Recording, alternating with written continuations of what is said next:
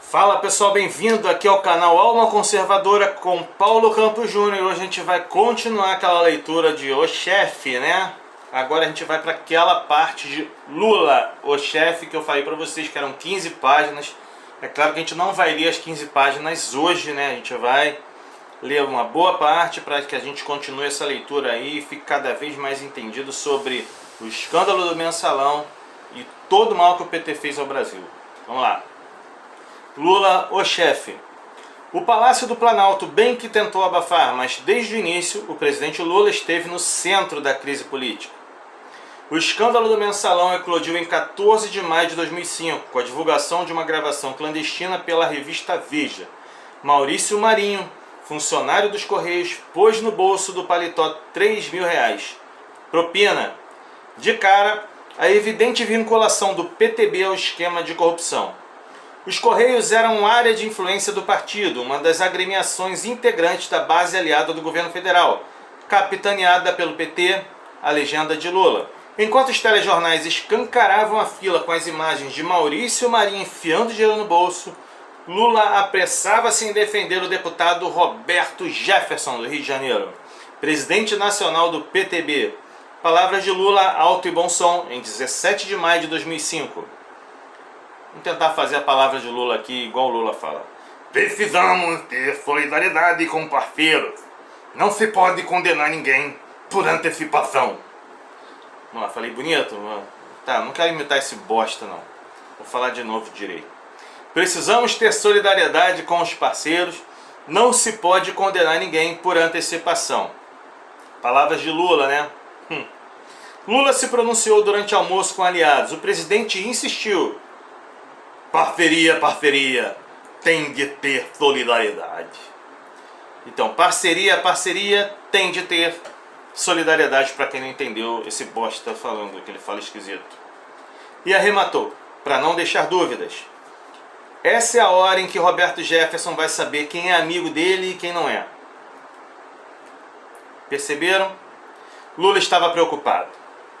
Recorda-se que alguns meses antes dissera a seguinte frase endereçada a Roberto Jefferson em meio ao noticiário que especulava sobre um pagamento de 10 milhões do PT ao PTB com vistas a comprar o apoio dos trabalhistas às eleições municipais de 2004. Eu te daria um cheque em branco e dormiria tranquilo. Isso foi o que Lula falou. A gravação de Maurício Marinho trouxe outras complicações. Como se sabe, ele desandou a conversar com os interlocutores que o subornavam, sem saber que estava sendo gravado. O funcionário dos Correios mencionou uma empresa, a Nova Data, pertencente a Mauro Dutra, o Maurinho, amigo de Lula havia mais de 20 anos. A Nova Data fornecia computadores para o governo federal. Apenas nos 2 anos e meio da primeira administração Lula, faturou 284 milhões e 500 mil reais, sendo 110 milhões de reais em contratos com a Caixa Econômica Federal, 100 milhões de reais em contratos de locação de 27.500 computadores para a Petrobras e 16 milhões e 200 mil reais em vendas aos Correios. Aqui uma pausa para registrar. O Lula passou o Réveillon de 2001 na mansão de Mauro Dutra, em Búzios, no badalado litoral do Rio. O mesmo Maurinho, que fez contribuições ao PT, arrecadou dinheiro para o partido e emprestou avião ao Lula. Na fita, Maurício Marinho fala de acertos em licitações. Descreve manobra da Nova Data para superfaturar computadores.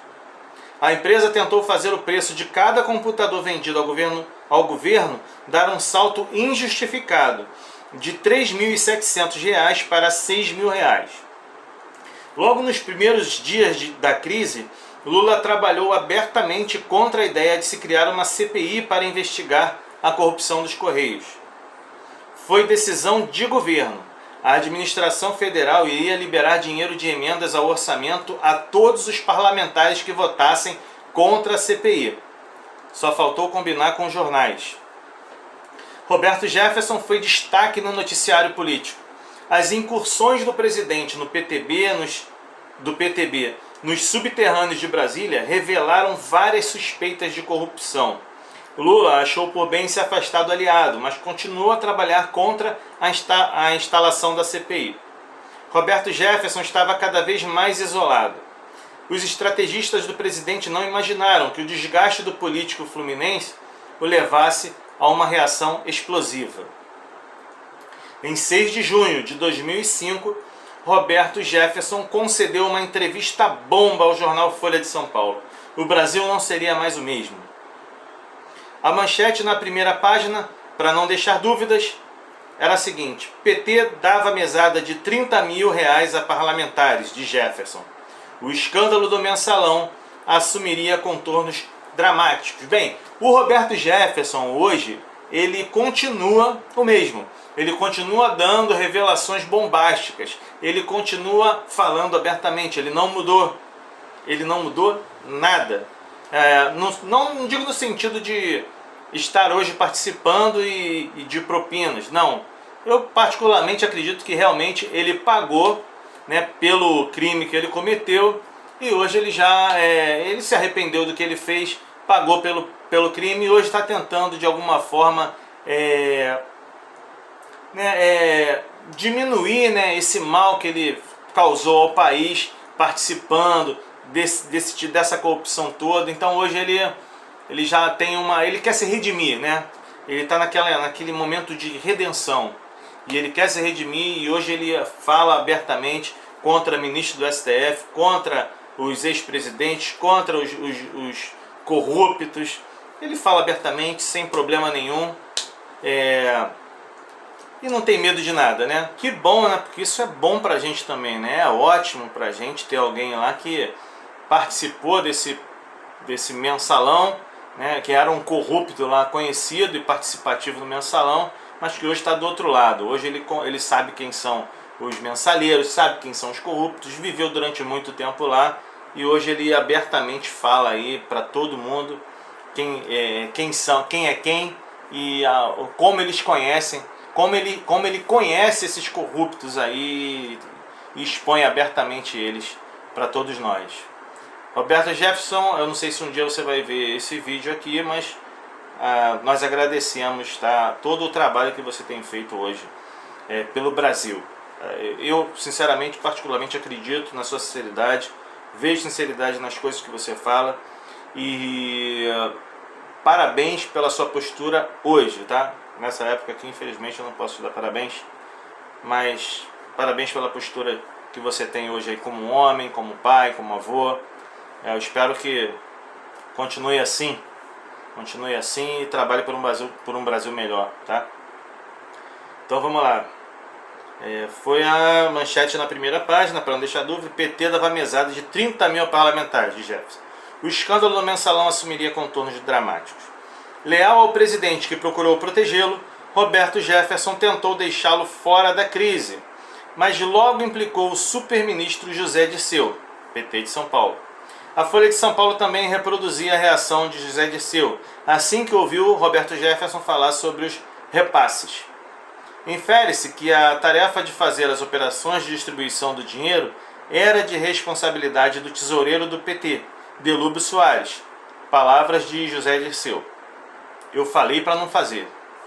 Ora, se o todo-poderoso ministro da Casa Civil, braço direito de Lula, disse a Delúbio Soares para não fazer, fica implícito que a prática fora pensada, discutida e provavelmente era de amplo conhecimento do chamado núcleo duro do governo. Destaca-se que Delúbio tinha relação histórica com Lula. Mas voltemos a Roberto Jefferson, que envolveu no seu relato à Folha de São Paulo outros importantes auxiliares do presidente. Se os mencionados já não conhecessem os fatos, ficariam com a obrigação de tomar providências assim que foram informados. Afinal, Lula não poderia permanecer alheio à existência de um esquema que entregava dinheiro a parlamentares. Isso, claro, se já não soubesse muito bem o que acontecia. Roberto Jefferson contou que levou informações sobre o mensalão ao ministro da Integração Nacional Ciro Gomes, PSB do Ceará. Da mesma forma que José Dirceu, deveria informar o presidente sobre o que lhe fora relatado. Assim, providências enérgicas impediriam o prosseguimento da prática de suborno, e faria isso como dever de lealdade, independentemente de suas convicções. Conforme Jefferson, Ciro Gomes lhe disse que não acreditava na história da transferência de dinheiro de Caixa 2 para a base aliada. Rodeado de ministros leais, Lula não fugiria do seu dever constitucional de determinar imediata abertura de investigações com a finalidade de punir eventuais culpados. Outra hipótese, porém, Lula teria dado carta branca às operações de suborno. Agora, deixaria o tempo amainar a situação, confiado na falta de memória da imprensa e dos brasileiros. Depois foi a vez de Miro Teixeira, do PT do Rio de Janeiro, ministro das Comunicações. Os deputados José Múcio, PTB de Pernambuco, e João Lira, do PTB de Alagoas, testemunharam a conversa na qual Roberto Jefferson pediu para Miro Teixeira contar tudo a Lula. Tem mais. Jefferson também discutiu o problema com o deputado Aldo Rebelo, do PCdoB de São Paulo. O então líder do governo Lula na Câmara dos Deputados, e garante que expôs tudo ao ministro Antônio Palocci, do PT de São Paulo, outro integrante do núcleo duro do governo. O recado estava dado. Aparentemente, só Miro Teixeira levou a coisa a sério, pelo menos num primeiro momento. A prova é que informações prestadas por ele fizeram o Jornal do Brasil denunciar em manchete em 24 de setembro de 2004 o seguinte: Planalto paga mesada a deputados. Trecho de abertura da reportagem. O governo montou no Congresso um esquema de verbas e cargos para premiar partidos fiéis ao Planalto. Chama-se mensalão. Não houve consequências. O então presidente da Câmara, deputado João Paulo Cunha, do PT de São Paulo, prometeu instaurar sindicância para apurar a denúncia do Jornal do Brasil, mas foi tudo engavetado às pressas. E Miro Teixeira capitulou. Antes disso, no entanto, havia narrado o caso a Lula. Aí é que a coisa pega. Miro Teixeira era oriundo do PDT, Partido Democrático Trabalhista, mas se transferira para o PT e assumir a liderança do governo Lula na Câmara dos Deputados. O episódio aconteceu logo após o escândalo que culminou com a saída de Valdomiro Diniz do Ministério da Casa Civil, no primeiro grande caso de corrupção da era Lula a ser relatado adiante. Bom, a gente vai lá, a gente vai terminar por aqui agora, vamos continuar depois falando sobre o Miro Teixeira, né? No papel dele de líder, né, do governo Lula. E aqui você já tem uma ideia aí do grande mecanismo, né, de como funcionava o grande mecanismo, inclusive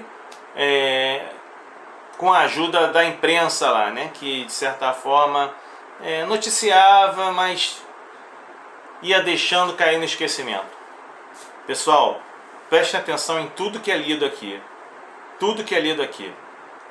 A gente lê, a gente informa, para que vocês tenham o máximo de consciência do que acontecia aqui na época do PT, o que acontecia no Brasil na época do Lula. Então, eu acho que quando vocês têm essa consciência que a gente realmente não tinha, que a gente não tinha acesso a essas informações, quando você tem essa consciência, eu acho que na hora de você votar, você vai ser mais seletivo, você vai pensar melhor, você vai pesquisar mais. A ideia é essa, a ideia é de passar aqui as verdades, tudo que aconteceu na época do Lula, na presidência, principalmente no caso dos mensalões. Quando você conhece e entende tudo que acontecia ali, você vai ver que não existe gente inocente. Não existe gente inocentezinha nessa história. O presidente, ele não pode estar inocente ou alheio a tudo que acontece. Não existe essa possibilidade. Tudo que acontece ali, existe realmente um mecanismo, e esse mecanismo funciona com todos os envolvidos. Então acreditar que existe uma inocência, que o Lula era inocente, que ele não sabia de nada, é fingir realmente não estar vendo a verdade. Primeiro porque com tantos escândalos acontecendo, era impossível, seria impossível que ele não fosse impedido. Seria impossível que ele não sofresse um pedido de impeachment. Você imagina hoje acontecendo isso no país com Bolsonaro presidente? Vocês acham que ele ainda estaria na presidência? Bolsonaro presidente. Bolsonaro é o presidente hoje. Vocês acham que ele ainda estaria na presidência caso acontecesse esse tipo de coisa no governo dele? Então não sejam inocentes. Se acontecia e o presidente não foi impeachmentado, mesmo sabendo de toda essa tramóia, de toda essa roubalheira, de toda essa propina, esse propinoduto, tudo que acontecia ali, e o presidente não foi impeachmentado, por que será? Porque existia uma base aliada, porque todo mundo ali ganhava. É por isso que ele não foi impeachmentado. Pensa direitinho. É só você pensar. Coloca o Bolsonaro com todos esses escândalos acontecendo. Coloca agora, vê se ele continua realmente, se ele continuaria realmente no governo. Jamais. Então é isso, pessoal.